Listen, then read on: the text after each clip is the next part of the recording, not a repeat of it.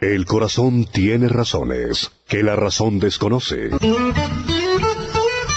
La fe y la razón no se excluyen. El nuevo continente. Razones para la fe. Con el pastor, teólogo, apologista y escritor Arturo Rojas y su esposa Daisy Guzmán, consejera y comunicadora social. Razones para la fe.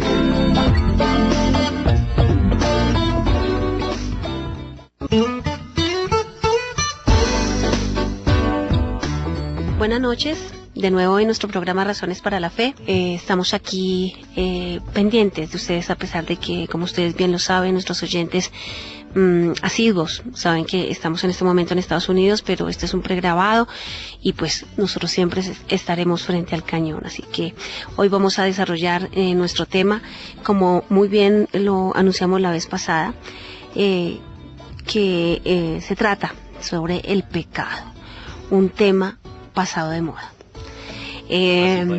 Recordemos que tuvimos los últimos 3 programas, tratamos el tema sobre el homosexualismo. El primero fue el homosexualismo y la Biblia, el segundo el matrimonio y la adopción en la agenda homosexual, y el último, el del lunes pasado,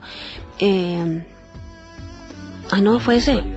La homosexualidad y la teología gay. Sí, la homosexualidad y la teología gay, sí. Estos 3 programas ya están montados en YouTube y en el grupo Razones para la Fe. Fueron 3 entregas que fueron magistrales, gracias a Dios, y pienso que ya el tema quedó tratado, quedó chuleado y quedamos con suficiente información para poder dar defensa de la fe en estos temas. Hoy, entonces, vamos a tratar sobre el pecado, pero cuéntanos ¿en qué va lo de nuestro encuentro de apologética?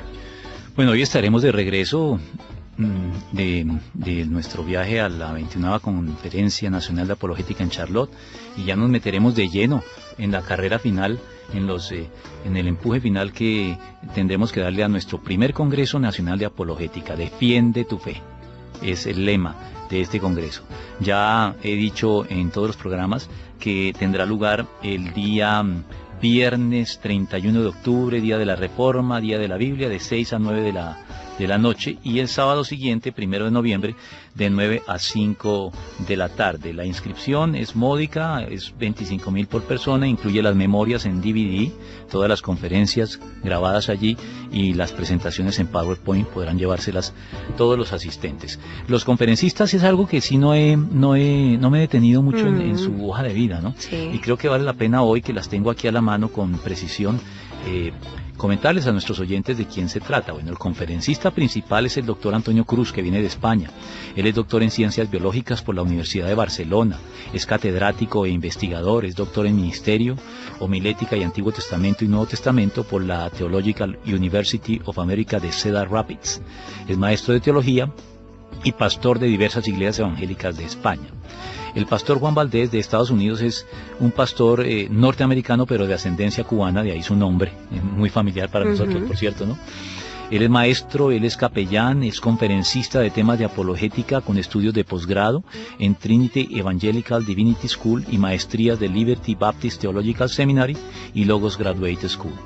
El tercero de nuestros conferencistas invitados es un colombiano que viene de Estados Unidos, es un profesor de doctorado en la Universidad de Miami, se llama Daniel Díaz, el doctor Daniel Díaz, es un estadístico de la Universidad Nacional de Colombia, con doctorado en probabilidad de la Universidad de Sao Paulo y trabajo postdoctoral en la Universidad de Miami. Y la cuota local con la que cerramos es el suscrito, aquí quien está siempre aquí con ustedes en el programa Razones para la Fe. Bueno, yo no voy a dar mi hoja de vida ni nada, pues las personas que quieran asistir sí, ya, la voy a dar. No, ya han escuchado, y espero que con los programas tengan una idea y ojalá que sea lo suficientemente convincente la exposición que hacemos en nuestros programas para no requerir una presentación de hoja de vida. Como el pastor Arturo es tan humilde, la esposa se va a encargar de dar su perfil. Él es pastor, maestro y conferencista del Instituto Bíblico Integral de Casa sobre la Roca, licenciado en Teología, maestría en Divinidades y Estudios Teológicos. Tiene doctorado en Teología en Logos Christian College. Entonces, tenemos un gran equipo. Obviamente este equipo está representando al equipo hispano en el Encuentro Internacional de Apologética, en el cual estamos el día de hoy llegando, que fue en Charlotte, en Estados Unidos, y pues es la oportunidad de invitar a personas inconversas, personas cultas, intelectuales, profundas, aquellas personas que quieren razonarlo todo.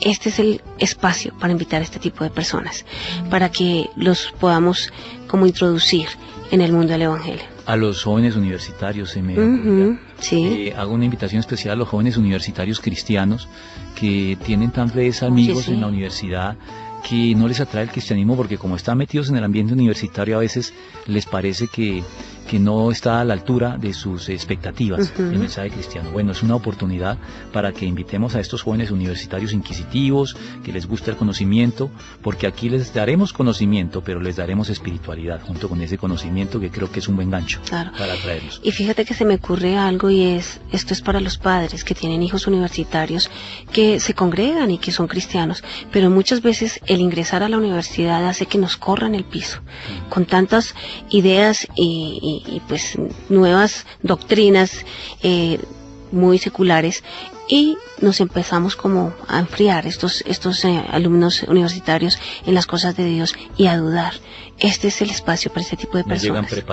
No llegan preparados y encuentran que el pensamiento secular los atropella en la universidad y no tienen cómo afirmar sus convicciones. Así que no solamente para invitar a compañeros inconversos de la universidad, señores o muchachos cristianos que están en las universidades seculares. Exactamente. Que ellos vengan. Entonces es un espacio que nos ofrece esta oportunidad, y en las iglesias no hay muchos espacios de este estilo, así que tenemos que aprovecharlo. Vamos con nuestro tema de hoy, el pecado, un tema pasado de moda. Tocamos un tema muy de moda, como lo vimos en los anteriores, que es el homosexualismo. Un pecado muy de moda. Muy de moda, sí, el homosexualismo. Sí. Hoy vamos a hablar sobre el pecado, y es un tema pasado de moda, eso me gusta. Es el pecado, como lo argumenta el pensamiento secular, un tema verdaderamente pasado de moda, como lo estamos afirmando. Bueno, en apariencia sí, por lo que uno ve, parecería que el pecado ya es un tema mandado a recoger, porque la noción de pecado ha sido cuestionada desde muchos frentes. En la edad moderna viene siendo cuestionada como si fuera un concepto primitivo, anacrónico, es decir, de épocas pasadas, pero que deberíamos dejar ya atrás porque ya estamos muy avanzados en relación con en este pensamiento primitivo. La psicología, especialmente en el campo del psicoanálisis, le restó importancia al pecado y en el mejor de los casos lo terminó despojando de sus connotaciones morales. Consideró que el pecado lesionaba la autoestima del individuo y tenía un potencial traumático para la personalidad, y me perdonan que lo diga así con sarcasmo, pero es que es lo que la psicología nos ha venido vendiendo desde que se volvió ciencia. Aún la teología cristiana liberal, ¿quién lo creyera? Fíjate lo que decíamos, hablábamos de la teología gay la vez pasada. Siempre hay gente infiltrada en el cristianismo que pretende hacerse pasar por cristiana y cuestiona los temas clásicos del cristianismo. Sí. Lo hacía la teología gay, aquí también tenemos algo similar. La teología cristiana liberal decidió sacar al pecado del cuadro en el siglo XIX, no hablaban del pecado. Por eso recuerdo que hay una memorable y muy breve y precisa descripción de lo que es la teología liberal del siglo XIX que hizo en el siglo XX un teólogo norteamericano, Richard Niebuhr. Es decir, él fue el que dijo esta frase para describir a sus colegas del siglo XIX. Y es una frase que creo que mantiene toda su vigencia hoy en relación con el pecado y otros temas. Mira esta frase que describe muy brevemente en una línea lo que era la teología liberal.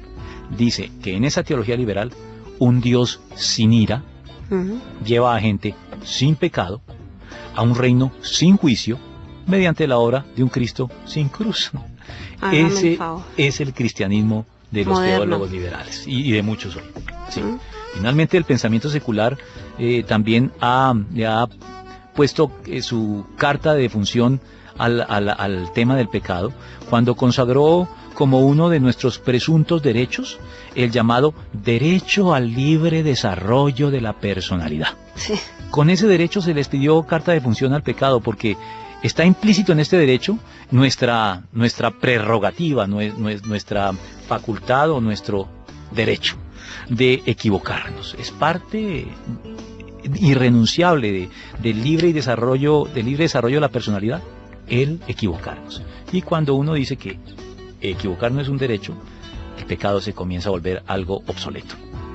Bueno, pues yo vuelvo a poner agua sobre mojado, ¿no? Con esta pregunta. ¿Equivocarnos es un derecho que podemos reclamar los seres humanos? Yo creo que la pregunta es apropiada porque no terminé la idea. Sí, la pregunta es ¿equivocarnos es un derecho como lo pretende el pensamiento secular? A mí me parece que no.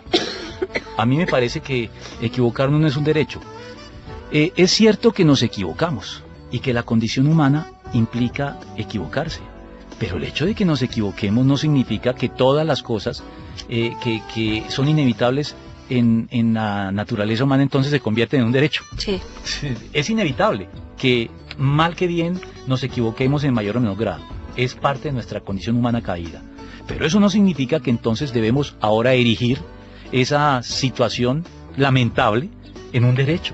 Eso es lo que hace el pensamiento moderno, que ante la imposibilidad de esconder de manera absoluta nuestros pecados, se les quiere maquillar, se les quiere justificar con fachadas de respetabilidad, se les quiere disimular, a veces hasta se hace ostentación de ellos, pero no se pueden eliminar. Entonces terminamos diciendo, bueno, es que pecar es algo propio de la naturaleza humana que no debemos condenar porque es parte de nuestro derecho. Mira, el pensamiento secular ha retorcido también las cosas así como lo hace la teología gay, pero creo que eso es algo que trataremos más adelante. Sí, entonces quede la afirmación: pecar o equivocarse o errar es humano. Sí, errar es humano, es una frase que muchos conocen, ¿cierto? Errar es humano, y le añaden otra: perdonar es divino. Es divino. Ay. Sí, ahí está. Es ahí. Como ayúdate que yo te ayudaré, es algo así de ese estilo, ¿no? Sí, esas frases, este lo tratamos en un programa, ¿cierto? Sí. De los lemas que uno cree que están en la Biblia y que no lo están realmente. Mira, voy a tocar algo que mencioné en el programa tal vez antepasado, cuando hablábamos de el matrimonio y la adopción en la agenda homosexual. ¿Recuerdas que mencioné algo que llamé el pensamiento políticamente correcto? Sí. Bueno, creo que a riesgo de ser repetitivo... Eso fue en el segundo programa. En el segundo programa sobre el homosexualismo. Sí, a riesgo de ser repetitivo tengo que volver a hacer mención de esto porque tiene que ver con el tema del pecado también. El tema del pecado se ha vuelto una noción políticamente incorrecta. No se puede hablar ya de pecado. Es de mal gusto hablar del pecado. Está pasado de moda. Sí. Miren, les recuerdo para los oyentes que tal vez no escucharon ese programa, que el pensamiento políticamente correcto pretende decirnos las cosas que podemos decir sin ser ofensivos. Entonces el pensamiento políticamente correcto nos dice que podemos, que no podemos decir prostituta ya, debemos decir trabajadora sexual. Sí. No es correcto sudar, sino transpirar. Es ofensivo señalar la raza de alguien, pues ya no existen las razas, sino las etnias. Y les decía que por consiguiente ya ni de cariño se le puede decir negro a alguien, así lo sea, sino que hay que referirse a él como afrodescendiente. Pero tampoco se le puede decir blanco al individuo de cabello y ojos claros y con escasa pigmentación en su piel, sino se le dice caucásico. Si alguien se nos acerca con mal aliento es solo impresión nuestra, porque lo que en realidad tiene es halitosis. Y si tiene el pésimo gesto de soltar gases en público, ya no se le puede reprender, sino que hay que compadecerlo por sus incontinentes flatulencias. Algunos han llegado a creer incluso que político, la palabra político es un eufemismo para corrupto, al punto de señalar como una redundancia la expresión políticos corruptos. A ese extremo nos ha llevado el pensamiento políticamente correcto. Bueno, pero esto pretende ponerle un poquito de humor al asunto. Pero es muy real. Pero bromas aparte, el pensamiento secular trata de negar el pecado bajo la premisa del pensamiento políticamente correcto. Ok. Pero bueno, si hablamos del pensamiento secular, ¿cómo hace este pensamiento secular para negar el pecado y declarar que no existe? Sí, en la misma línea del pensamiento políticamente correcto vamos a ver cómo el pensamiento secular termina negando el pecado bajo el pretexto del pensamiento políticamente correcto. Pero dejemos las bromas aparte. Y de la mano de recurso a los eufemismos. Para los que no saben qué es un eufemismo, es una palabra bonita para no llamar elegante. al pan pan ni al vino vino. Sí, más elegante, Sí. más polite. Sí, más cortés, sí. Bromas aparte, de la mano de este recurso a los eufemismos que el pensamiento políticamente correcto ha consagrado, hemos llegado a creer que ya no cometemos pecados, sino que a lo sumo cometemos errores. Tú dijiste Es que casi te dañó tu respuesta porque yo me iba a adelantar, que ya no sé. cometemos errores. Y lo hacemos debido a que ese es al fin y al cabo nuestro derecho.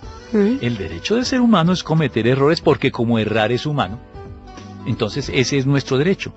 El costo que tenemos que pagar para poder desarrollar libremente nuestra personalidad sin que haya cortapisas morales que lo impidan es justamente cometer errores. Eso es lo que piensa los teólogos seculares, o los teólogos liberales más bien, y los pensadores seculares. Ya lo dije, errar es humano y nadie es perfecto. Esa es otra. Mira, ya llevamos 3. Sí. Nadie es perfecto, errar es humano. Estas son salidas muy fáciles, ¿no? Sí. Pero mira que cuando la gente admite que errar es humano y que nadie es perfecto, de alguna manera están diciendo que el pecado es una realidad con la que tenemos que lidiar mal que bien. Pero claro, cuando le cambiamos al pecado el nombre por error, eso lo matiza y eso nos permite manejarlo. Se vuelve más suave. Y entonces estas expresiones populares se vuelven un pretexto para llevar a la tercera que mencionamos de ella: perdonar es divino. Pero bueno, ¿es cierto o no es cierto que errar es humano y que perdonar es divino? Sí, errar es humano, pero cuando decimos errar es humano, eso no es un derecho, no estamos hablando de un derecho, estamos describiendo algo. Estamos describiendo que lamentablemente nuestra condición humana caída no puede evitar en mayor o menor grado errar. Pero no es un derecho lo que estamos definiendo de algún modo. Ese es el gran error que comete el pensamiento secular. Claro, errar es humano, es cierto, si con ello se quiere hacer una descripción de nuestra condición humana caída, que tenemos que admitir y que tendríamos que lamentar con pesar. Pero se convierte para el pensamiento secular esa frase en un derecho inalienable del cual nadie nos puede despojar, que ya no afecta a nuestra conciencia porque lo damos por sentado con indiferencia o le prestamos escasa atención a nuestros errores cuando no los exhibimos con desvergonzado descaro. Y por eso es que al amparo de esta postura equivocada, la expresión perdonar es divino, que también es cierta si con ello queremos referirnos a la inmerecida gracia, inmerecida. Quiero enfatizar eso, porque no la merecemos. Sí. La gracia es inmerecida. A la inmerecida gracia que Dios concede a los seres humanos en Cristo para perdonarnos, y la transformamos en una obligación. Sí. La gracia es algo soberano que Dios en su misericordia nos otorga. Siempre y cuando haya un deber de parte nuestro, que es el arrepentimiento. Claro, si no hay arrepentimiento, sí. Si hay un arrepentimiento previo, Dios en su gracia nos puede perdonar. Pero hemos hecho de la frase perdonar es divino una obligación que Dios tiene para con los seres humanos, porque al fin y al cabo Él tiene que aceptarnos como somos. Porque Dios. Sí, Él nos creó al fin y al cabo. Si tenemos culpa, la culpa es de Él porque así nos creó Él. He oído argumentaciones tan descabelladas como esas. Él nos tiene que aceptar con todos nuestros errores e imperfecciones, y con mayor razón si somos creación suya. Porque errar es humano. Incluso en el ámbito de la iglesia, ¿sabes? Sí. En el ámbito de la iglesia, en consejería, yo escucho a muchas personas que llegan y le dicen a uno: pastor, cometí un error. Y cuando uno escucha la historia que le cuentan, no cometieron un error, cometieron un pecado. Como si ambas expresiones fueran intercambiables entre sí. Pero no es así. No es intercambiable, no son estrictamente sinónimos. Errar y pecar. Pues entonces, ¿qué diferencia hay entre errar y pecar? ¿Qué diferencia hay entre errar y pecar? Déjame ordenar mis ideas. Bueno, podríamos decir que el error puede ser disculpado, pero el pecado solo puede ser perdonado. ¿Qué estoy tratando de decirte con esto? Que no todos los errores son pecados, pero todos los pecados son errores. Sí. Es cierto. Tampoco vamos a ponernos tan severos. Hay errores que no son pecados. Hay errores que son decisiones que no fueron de muy buen juicio, pero no transgredieron ningún mandamiento expreso dado por Dios en la palabra. Hay algunos errores que no son pecados, pero por lo general los errores se convierten suelen en ser pecados. Y los pecados siempre serán errores. Por eso es que digo que un error puede ser disculpado, pero el pecado solo puede ser perdonado. O más exactamente, el error se arregla con una disculpa. Sí. El pecado únicamente con arrepentimiento y confesión. El motivo por el que llamamos error al pecado es la intención que tenemos de atenuar la gravedad de nuestro error, despojándolo de sus implicaciones, de sus connotaciones éticas y morales. Así no tendremos que rendirle a cuentas Claro. a Dios. Y nos queda fácil decir que son errores. Claro, Son a Dios hay que errores. pedirle perdón. Porque fíjate que cuando tú cometes errores o pecados, pues nosotros, los seres humanos, no queremos rendirle cuentas a nadie.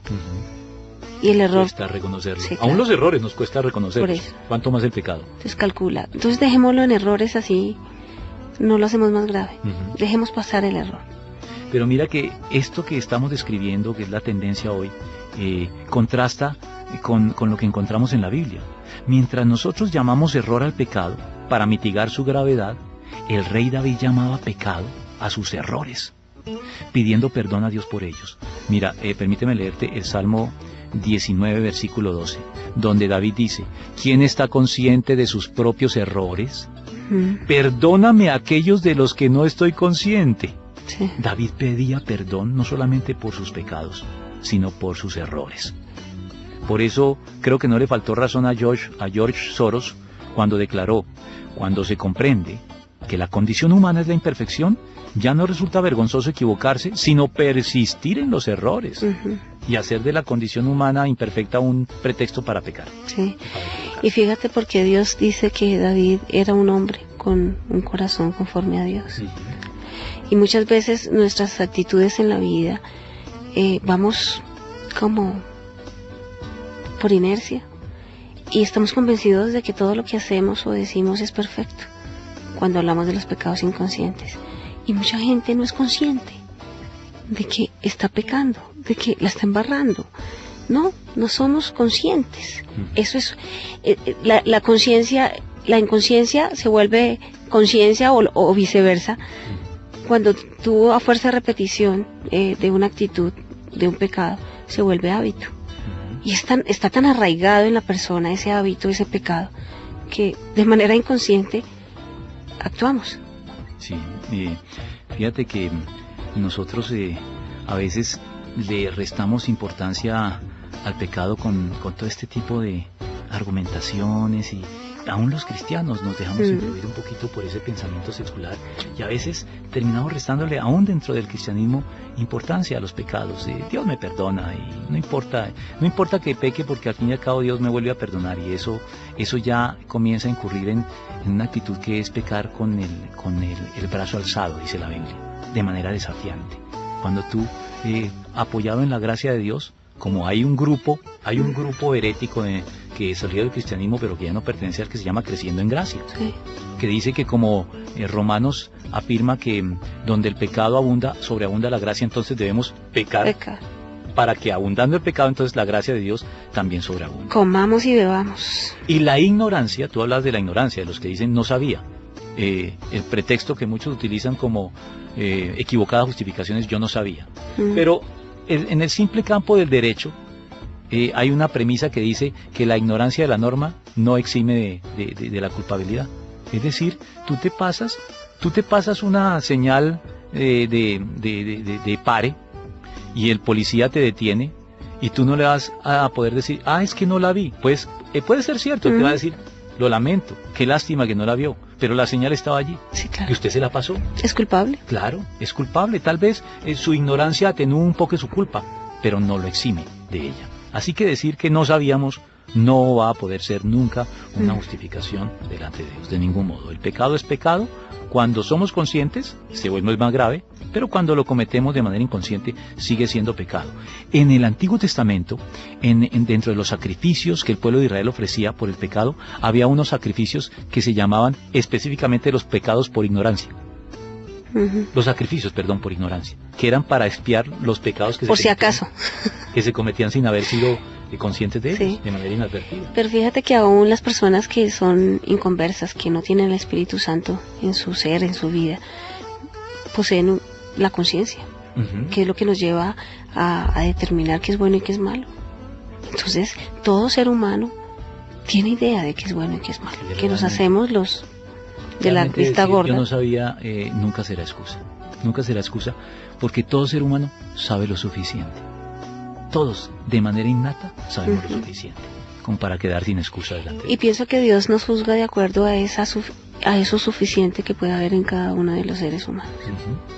Sí, Porque pues el que mucho sabe, mucho se le demanda, precisamente porque sabes más. sí. Más se nos demanda. Pero al que no sabe igual se le demandará. Sí, pero en su justa de medida, Claro. porque Dios es justo. Hay un pasaje en que el Señor dice que bienaventurado el varón a quien el Señor regrese, cuando regrese lo halle cumpliendo con su deber. Y dice que si alguno no cumple con su deber porque no sabía que su Señor regresaba pronto, cuando el Señor vuelva, recibirá pocos azotes porque no conocía la voluntad de su Señor. El que conocía la voluntad de su Señor recibirá muchos. Muchos más. El que no la conocía recibirá pocos. Ambos serán azotados finalmente. Así que aquí vemos claramente que No la hay pretexto. ignorancia no es una justificación, sino tan solo un atenuante. Puede que reduzca un poco el castigo. Es lo que en derecho se llama un delito culposo o doloso. Doloso es con intención, con pleno conocimiento. Culposo es que tuviste un descuido y atropellaste a alguien. Eso suele ser culposo, porque no tenías la intención de hacerlo. Sí. Doloso es cuando ya sales con la intención expresa de atropellar a esa persona. Pero en ambos casos, sea que hayas tenido la intención de atropellarlo o no, te van a arrestar y te van a meter a la cárcel y te van a hacer un juicio para Sí, claro. determinar tu Hay culpabilidad. consecuencias igualmente. Sí, de algún modo las hay. Recibiremos igualmente azotes, decías tú, ¿no? Ya teniendo claro que es un error y que es un pecado, ¿no será que nos equivocamos los seres humanos más por error que por pecar realmente? ¿O es una forma de atenuar una realidad moral? Bueno, yo creo que estamos otra vez en el campo de los pretextos. Sí. Sí. Sí, a veces podemos decir, bueno, pero si usted ha admitido, pastor, que no siempre errar implica pecar, ¿no será que muchas de nuestras equivocaciones se deben más a errores que a pecados realmente? Yo creo que no. Yo creo que la experiencia humana nos muestra que la gran mayoría de nuestros errores involucran pecados. Me parece que la experiencia humana nos muestra eso. Cualquier noticiero de la noche Uy, sí. nos muestra eso de manera clara. Mira, resulta muy dudoso hoy por hoy llamar simples errores a acciones humanas como las que ocupan todos los días los titulares y las primeras páginas de todos los medios masivos de comunicación, en esta aldea global en que se ha convertido nuestro mundo. Son acciones que hemos visto que traen dolor como resultado y que llegan a malograr de forma drástica las vidas no solo de sus víctimas directas o indirectas, sino también de los mismos que cometieron estos actos. De hecho, son esas inocultables y dolorosas consecuencias de nuestros, entre comillas, errores, las que han llevado a la sociedad a tener que lidiar con desventaja, con los errores. Claro, como la sociedad secular no admite la noción de pecado, no tiene cómo enfrentarla. Cuando tú niegas un problema, ¿cómo lo enfrentas? Sí. Lo primero que tienes que hacer para lidiar con un problema es admitir ese problema. Pero como la sociedad se niega a admitir la noción de pecado, cuando suceden estas cosas no tiene cómo lidiar con ellas, porque no reconoce las cosas por lo que son. Y si hay algo que a los seres humanos nos cuesta, cristianos y no cristianos, es admitir que nos equivocamos. Nos cuesta, uno en la misma iglesia, uno ve cosas que uno dice, bueno, pero ¿cómo no? Dice, sí, me equivoqué, lo hice mal, no lo hice, dejé de hacerlo, se me olvidó, no quise hacerlo. Sí, la tendencia Nos hoy cuesta. es a encontrar siempre responsables por fuera de nosotros. Siempre a buscar Culpables. los culpables afuera, en fuentes externas a la persona, como si el que comete el pecado fuera una víctima de las circunstancias, y su conducta salpicada de errores fuera simplemente una inevitable reacción que está condicionada por el entorno, por el contexto social en que le ha tocado vivir. Así hay muchos pensadores que argumentan así, dicen sí, el contexto social es el que lleva a las personas a cometer esos errores, porque no admiten que son pecados. Mira, los psicólogos, los sociólogos conductistas, esa es una escuela psicológica que dice que podemos ser que nuestra conducta se puede condicionar por actos reflejos que pueden programarnos para que actuemos de determinada manera. Los psicólogos y sociólogos conductistas piensan que lo único que bastaría para que dejáramos de cometer errores sería modificar el contexto que da lugar a esos errores. Que si lo modificamos y lo arreglamos, entonces la gente no cometerá pecados ni tendrá conductas de este estilo. Y eso es muy discutible. Regresamos con el tema de hoy, el pecado. Un tema pasado de moda. ¿Será que sí? Esa es la conclusión. A mí me da risa. Porque pues sí, la palabra pecado, como tú muy bien lo decías, suena arcaico, suena del Antiguo Testamento. Pero definitivamente, queramos llamarlo como queramos, que está mal dicho, error, sigue siendo pecado y pues eso hace parte de nuestra naturaleza. Y decir que el pecado es arcaico, con esa actitud también tratan de descalificar la Biblia, porque como la Biblia habla a lo largo de ella, Antiguo y Nuevo Testamento, de pecado, entonces la Biblia es un libro mandado a recoger, porque sigue hablando en términos de pecado, cuando eso ya hace bastante lo superamos. Te decía que los psicólogos y sociólogos conductistas siguen engañados, ingenuamente engañados, creyendo que si modificamos el contexto social, la gente dejará de cometer, por ejemplo, delitos. Porque ellos dicen los delitos los cometen las personas porque se ven impulsados a ello, por el contexto social en el que se encuentran. Y eso es una idea que ellos creen que pueden condicionar la conducta humana. Les cambiamos el entorno como a los ratones de laboratorio, sí, y lograremos que actúen de manera diferente. Y eso es no valorar la condición humana en toda su grandeza y en toda su miseria, porque ambas cosas se conjugan allí.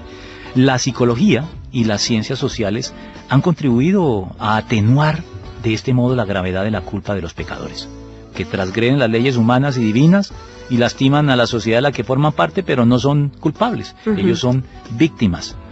Muchos de estos pensadores están convencidos, y así lo afirma uno de ellos, que es Jack Beatty, que la violencia en las calles tiene contextos sociales, no causas sociales. Es decir, es el contexto, sí, es el contexto lo que nos lleva a pecar.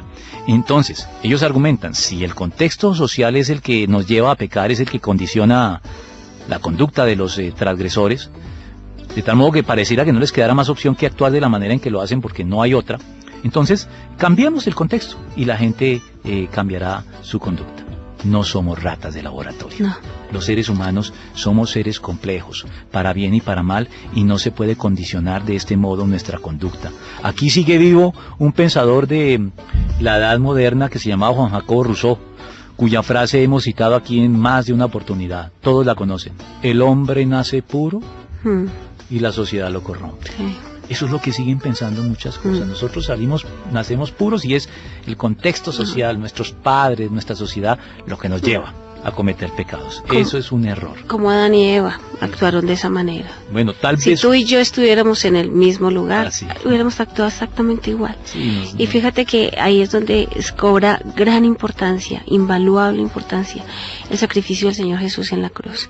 Y cómo Él, a través de ese encuentro personal y de poner fe en nuestro corazón para tener una relación estrecha, hace en nosotros esa labor de regeneramiento, de regeneración, y en eso estamos. Realmente Dios nos hace mejores personas, Dios dispone nuestro corazón, Dios hace que el Espíritu Santo obre en nosotros y podamos experimentar la humildad, la paz, el gozo, el arrepentimiento, pero no por nuestra propia cuenta, nuestra propia iniciativa. Y eso hace que se atenúe esa carne, esa naturaleza pecaminosa, los celos, iras, contiendas, disensiones, todo lo que dice Gálatas 5. Pero en definitiva los seres humanos somos eso, ¿no? Claro, y el Evangelio sí es un mensaje de redención, de rescatarnos de esta condición caída que tenemos que comenzar por admitir. Pero con esta forma de pensar no la admitimos. Y si no la admitimos, nunca vamos a atacarla de la manera correcta. ¿Y cómo se ataca la condición pecaminosa? El Evangelio. Sí. El Evangelio la ataca, el Evangelio la resuelve, el Evangelio realmente es la solución. Superarla. Pero como no se admite la condición pecaminosa, nunca se recurrirá al Evangelio. Cuando vamos, se ve la necesidad de él. Cuando vamos a evangelizar a personas afuera, nos dicen, no, pero yo no peco. Yo no le hago mal a nadie. Eso es una... Yo pago mis frase impuestos, nefasta. soy un buen esposo, esposa, Bueno, mamá. ahora quiero decir algo para que no se presten a equívoco las cosas que he dicho. Cuando he hablado en cuanto a que el contexto social no es lo determinante para pecar, no estoy diciendo que no sea bueno modificar favorablemente esos Claro, contextos. eso ayuda. Claro, modificar los contextos sociales disminuye los delitos. Ujú. Los disminuye, pero no los elimina. Sí. No los puede eliminar de ningún modo porque los transgresores, los pecadores son gente que no ha sido redimida. Y la gente irredenta encontrará siempre nuevos motivos. Cuando les quitan unos encontrarán otros para utilizar de pretexto para justificar sus transgresiones. Si ya no es el contexto, encontraremos otros. No debemos, por tanto, confundir los contextos sociales con las causas verdaderas.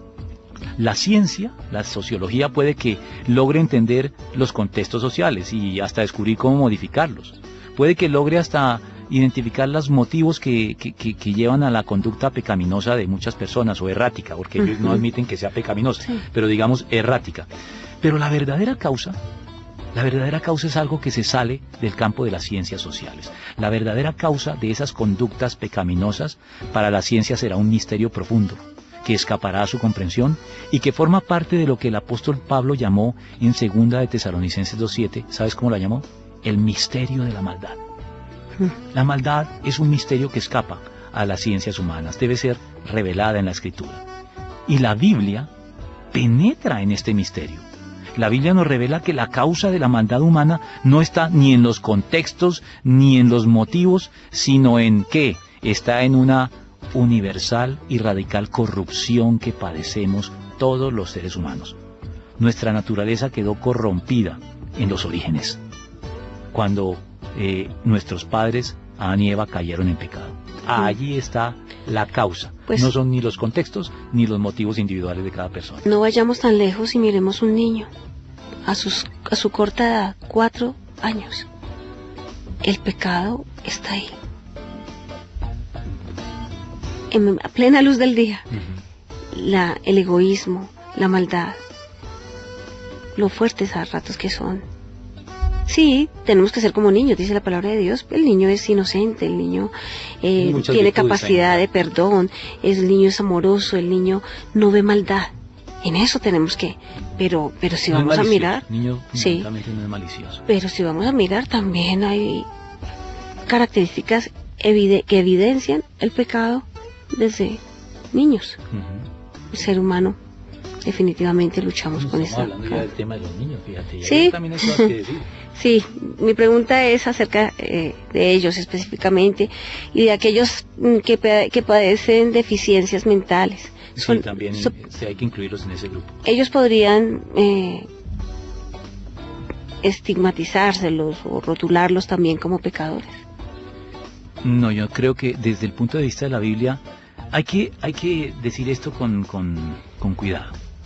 Los niños y los que padecen deficiencias mentales, como por ejemplo las personas que comúnmente llamadas retrasados, aunque no es el término más Un síndrome de Down. el síndrome de Down o deficiencias mentales, Mm. no es que no sean pecadores, todos somos pecadores. Nacemos en pecado, dice el Salmo 51, en pecado me concibió mi madre, dice el rey David. Lo que sucede es que no pueden ser inculpados de pecado, eso es diferente. Aunque pequen, no son culpables. ¿Y por qué no son culpables si pecan? Porque para poder ser culpables se necesita tener conciencia del pecado que estamos cometiendo. Y resulta que los niños son inmaduros y como tales no alcanzan a tener conciencia clara de su pecado.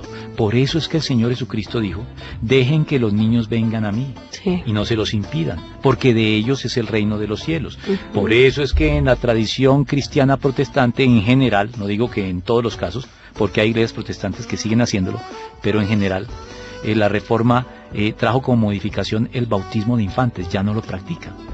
Porque el argumento dentro del catolicismo es que si no se bautiza a los niños por causa del pecado original, se van, si no al infierno, a un sitio similar que no tiene ningún fundamento bíblico, por cierto, pero ellos dicen El limbo. al limbo. Mm. Entonces por eso se procedía a bautizar cuanto antes a los niños. Pero no, lo que vemos en la Biblia es que los niños tienen por derecho la entrada al reino de Dios, aunque cometan pecados, porque no son conscientes de ellos. y por lo tanto son inocentes, como los que tienen deficiencias mentales o los locos. Los locos también, te has dado cuenta que si alguien comete un crimen y en el juicio se dictamina médicamente que no está en su sano juicio, no se le castiga, se le da tratamiento. Se le manda a un lugar donde se le trata porque dicen él no era consciente, él cometió este crimen pero nunca lo hizo con plena conciencia, entonces no puede ser castigado. Es el mismo principio jurídico el que está detrás de la aceptación que el Señor hace de los niños y el tratamiento que los juristas hacen a los crímenes o delitos cometidos por gente que no está en su sano juicio. Es la misma figura.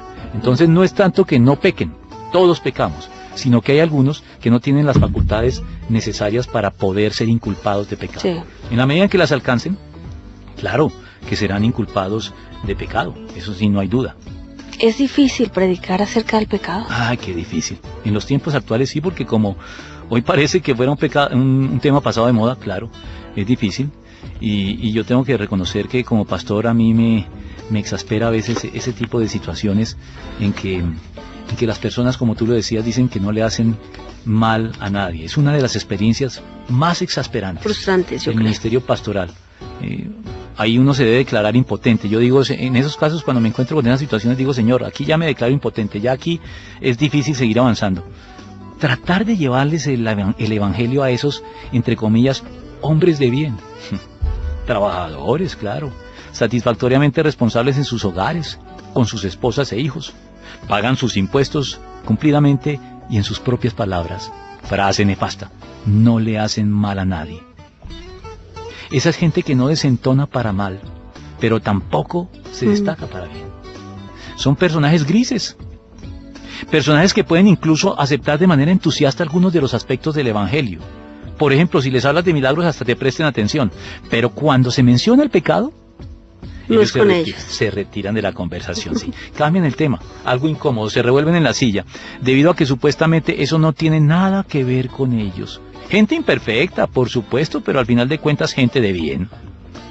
La humanidad prefiere así permanecer sumida en la mediocridad de las masas que reconocer la realidad del pecado en su propia vida.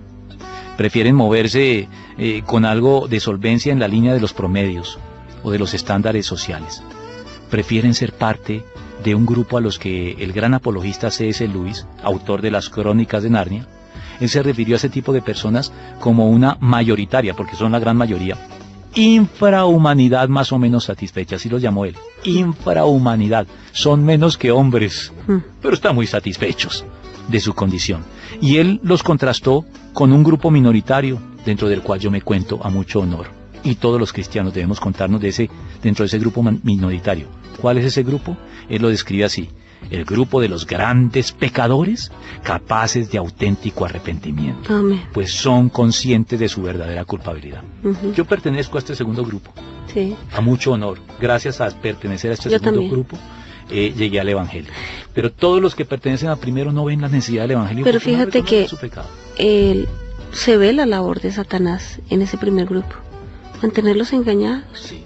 Ahí, sumidos, estáticos y sumergidos en su mediocridad, que son tan buenos que no necesitan de Dios. Y pienso que el infierno estará lleno de personas como ellos. Sí, tú sabes que C.S. Lewis, y ya que lo mencioné, lo recomiendo a nuestros lectores. C.S. Lewis tiene muchos ensayos excelentes, es considerado por muchos el apologista cristiano por excelencia del siglo XX, ahora que hablamos de apologética. C.S. Lewis tiene, cuando alguien me pregunta, bueno, pastor, pero C.S. Lewis tiene muchos ensayos y muchos libros, ¿qué me recomienda usted? Un solo libro para leer de él. Yo te diría, léete Cartas del Diablo a su sobrino, porque él ahí desnuda las artimañas del diablo.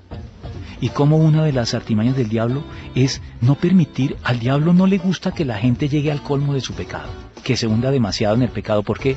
Porque cuando están tocando fondo pueden estar cerca del arrepentimiento y eso no le conviene. Él prefiere mantenerlos en la línea de la mediocridad. Él dice, no importa que recibamos mercancía mediocre en el infierno, lo importante es asegurar la cantidad. ¿Y cómo aseguramos la cantidad? Logrando que sean mediocres y no se den cuenta de su pecado. Sí, que se crean buenas personas, mantenerlos allí. Exactamente. Y ahí nos llegarán en masa. Pero no los lleves mucho, Le aconseja el diablo veterano al novato, le dice, no lo lleves mucho a pecar, no vaya y sea que sea consciente del pecado y se termine arrepintiendo y lo perdamos. De lo contrario, siguen anestesiados. Eso. Acabamos el programa de hoy. ¿Cuál es el tema del próximo? Bueno, no sé, no lo hemos pensado. Pues si nos ayudan por el chat, sí, sugerencias, escuchamos. Sugiérannos, a ver si de pronto hacemos un programa con base en sugerencias que ustedes nos hagan a través del grupo Razones para la Fe. Bueno, un abrazo, Dios los bendiga. Dios los bendiga, hasta luego. El corazón tiene razones que la razón desconoce.